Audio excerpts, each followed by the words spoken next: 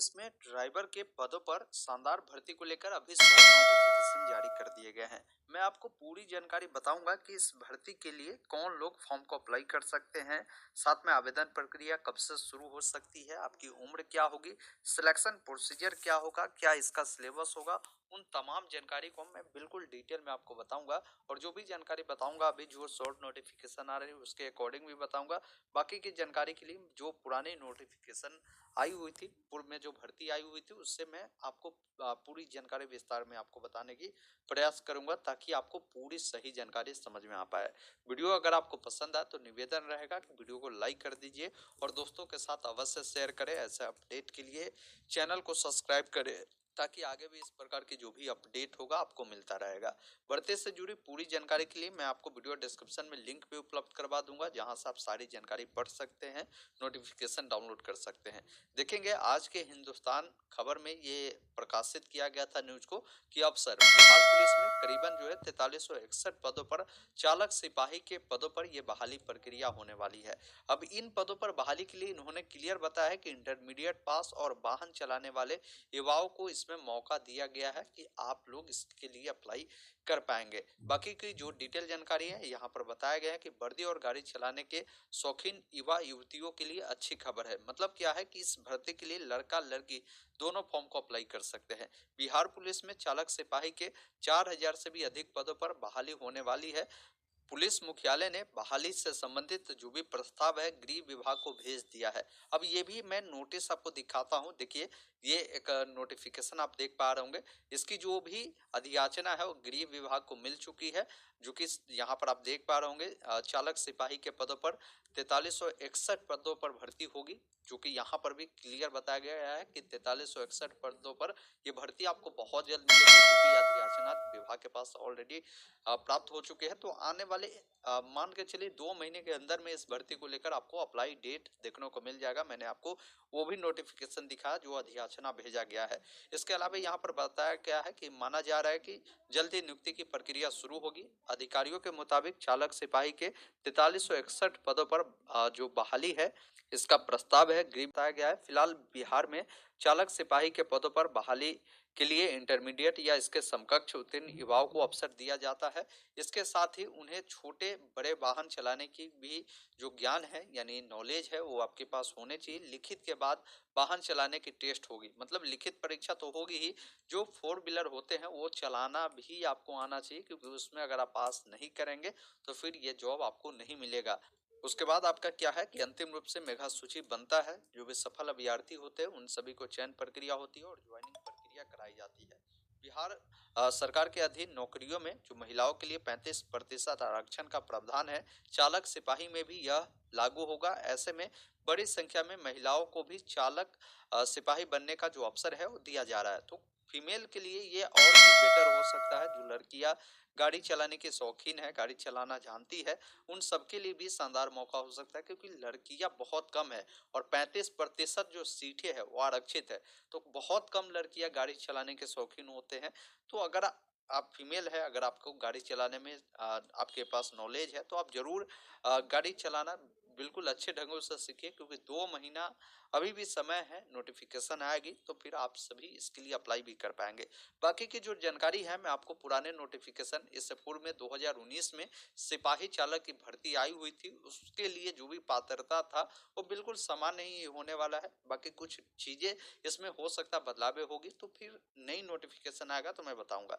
जिसमें सबसे पहला योग्यता के बारे में बताया गया कि चालक सिपाही के पदों पर अगर कोई लोग अप्लाई करेंगे तो न्यूनतम योग्यता उनका इंटरमीडिएट या इसके समकक्ष होना अनिवार्य है।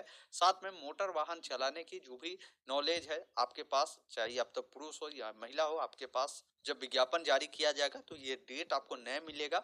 उस डेट से कम 1 वर्ष पुराना जो है आपका डीएल होना चाहिए, जो कि एलएमवी वाला है। वही अगर आपका एचएमवी वाला है तो अगर उस डेट तक भी है पुराना नहीं भी है फिर भी आपका चल सकता है, लेकिन एलएमवी के कंडीशन में आपका 1 साल पुराना डीएल होना जरूरी है। इसके अलावा उम्र की बात की जाए तो जब नोटिफिकेशन आएगा तो उम्र निर्धारण किया जाएगा।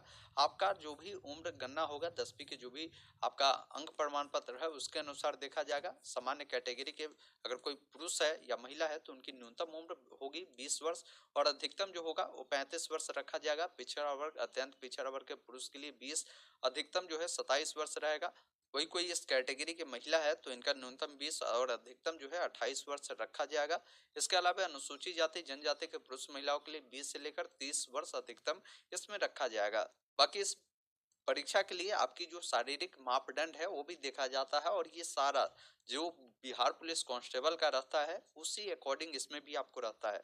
जैसे आपकी जो भी हाइट है वो कम से कम सामान्य कैटेगरी के पुरुष के लिए न्यूनतम जो है 165 सेंटीमीटर होनी चाहिए।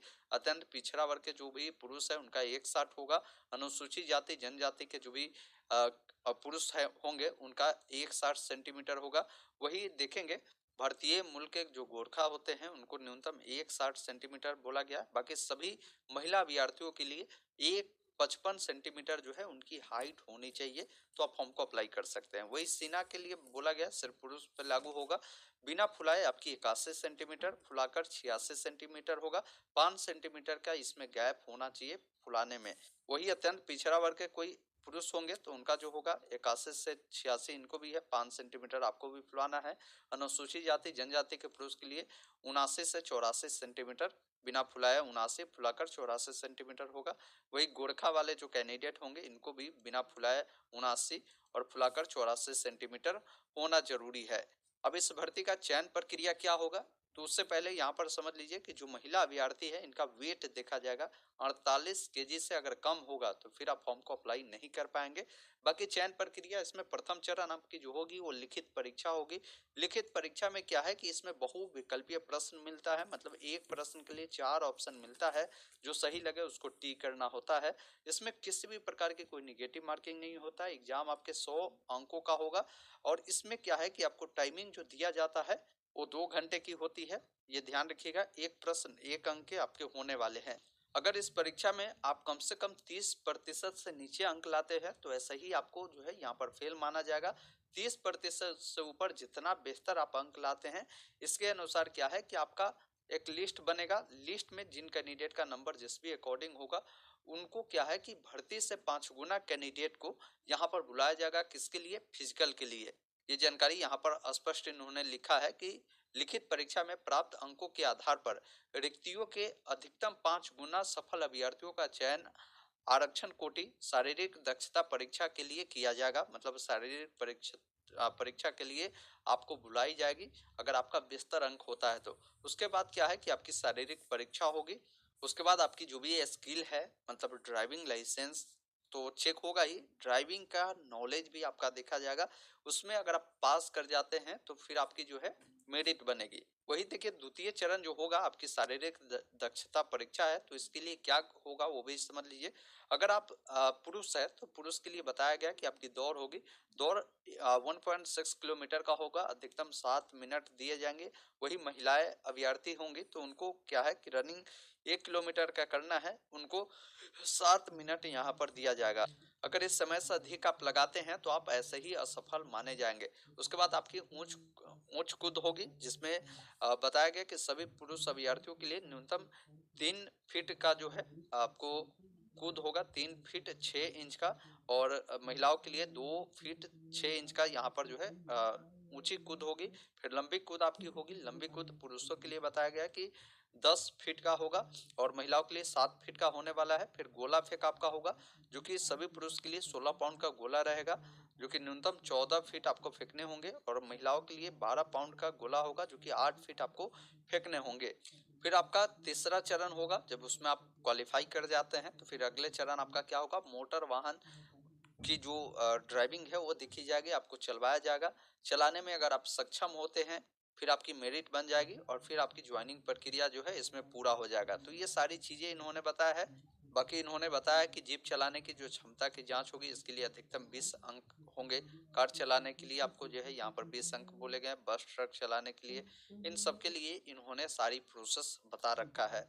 बाकी अभी आपके पास समय है तो अभी आप क्या कर सकते हैं कि अगर आपके पास डॉक्यूमेंट नहीं है तो आप सबसे पहले जो है अगर बीसी वाले हैं तो अपना जाति आवासीय आय के साथ क्या है कि एनसीएल सर्टिफिकेट जरूर बनवा लीजिए।